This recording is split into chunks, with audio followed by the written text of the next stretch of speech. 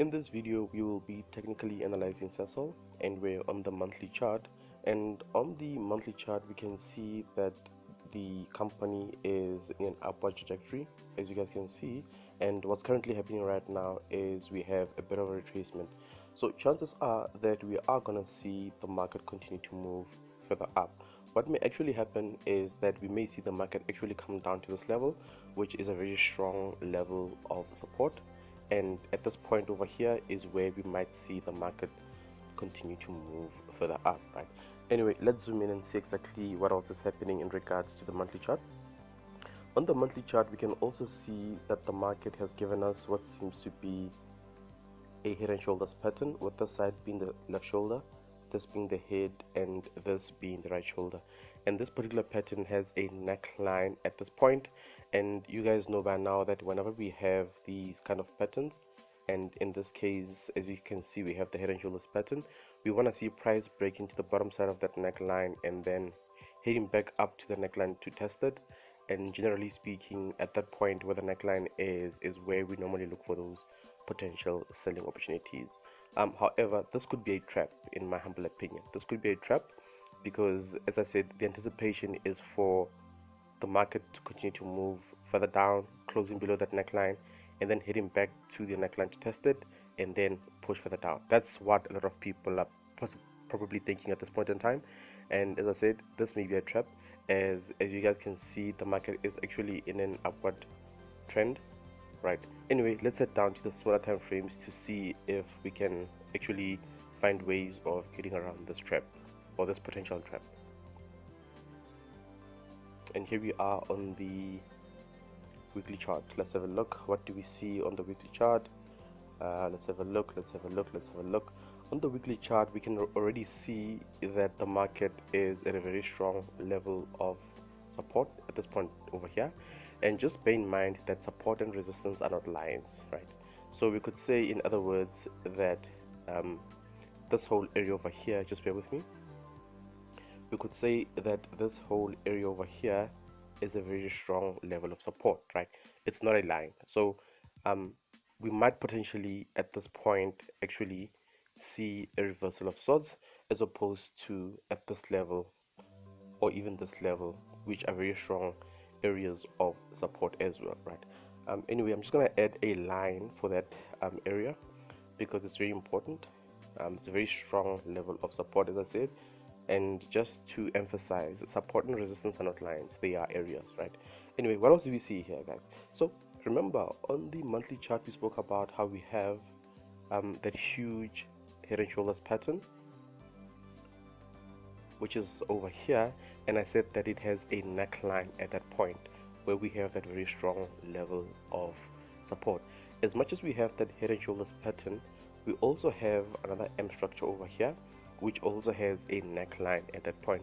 And you guys know that when we have these patterns, such as the M structure in this case, we want to see the neckline being broken to the bottom side by price, and then price hitting back up to the neckline to just test it. And then at that point is generally where we look for those prospective selling opportunities.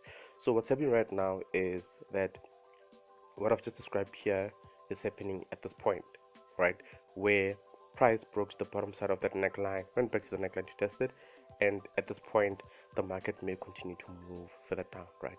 Just also keep in mind that at this point the market is at a very strong level of support, and this whole move could also be a trap, right? Because what normally happens is that a lot of traders and investors sell on the second leg of M structures, and they place their stop losses just above. So the market may be forming a trap, so that we can go back up to grab all of those stop losses that are situated in this location over here, right? So just keep that in the back of your mind. But what I'll do now is just add a neckline for that M structure.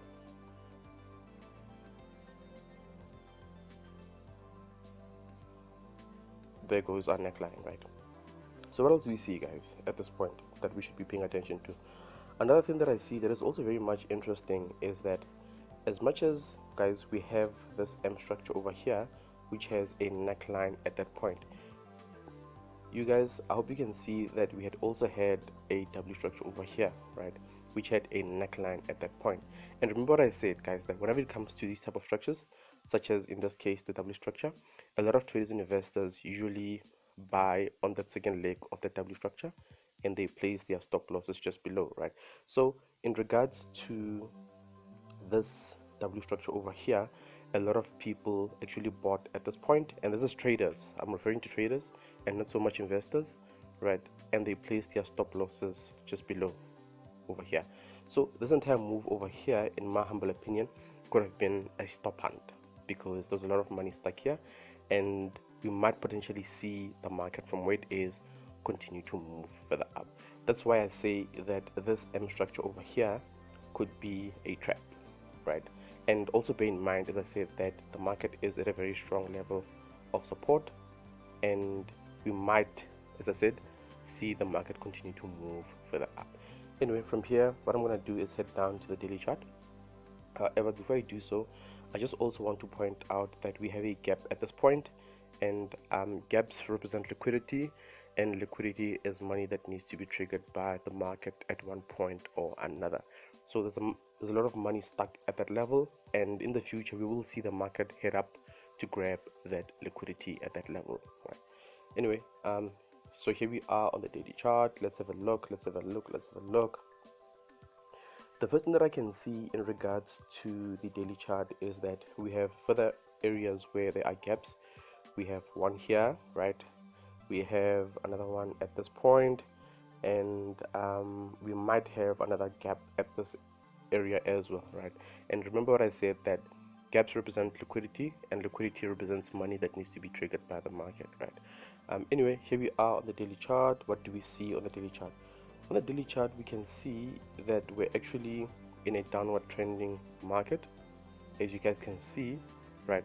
But as I said, this is just a small retracement in my humble opinion, and that it is my belief that we're going to see a retracement of sorts. It may not necessarily happen at this level. The market may still push further down, but it is my belief that we're likely going to see the market correct and push further up. Having said that, we're not just gonna buy just based on what we believe. We just need to make sure that our technical analysis is in order, and also do further fundamental analysis, just to make sure that we make informed buying or selling decisions, right? Anyway, I'm just gonna add my daily channel. Just bear with me, guys.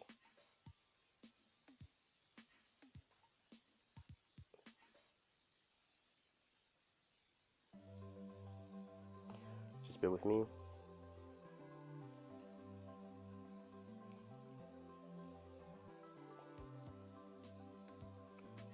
And there goes my daily channel, right? And as I said, in as far as the daily chart goes, we are in a downward trending market, as you guys can see, right? Anyway, let's zoom in and see exactly what it is that's happening. Okay, here we are. And just to recap, let me just zoom out a bit. Remember, on the bigger time frames, we spoke about how we have this M structure, which has a neckline at that point, and I said to you guys that we saw price breaking to the bottom side of that neckline, heading back to that neckline to test it. And at this point, a lot of people, or rather a lot of traders and investors, have been selling. But to add to this, remember, the market is at a very strong level of support, and we might potentially see the market from where it is actually continue to move further up, especially because on the monthly time frame we are in an upward trending market, and we're just having a bit of a retracement, in my humble opinion, and chances are we are gonna see the market continue to move further up, as I say. Anyway, let's zoom in and see what else is happening here.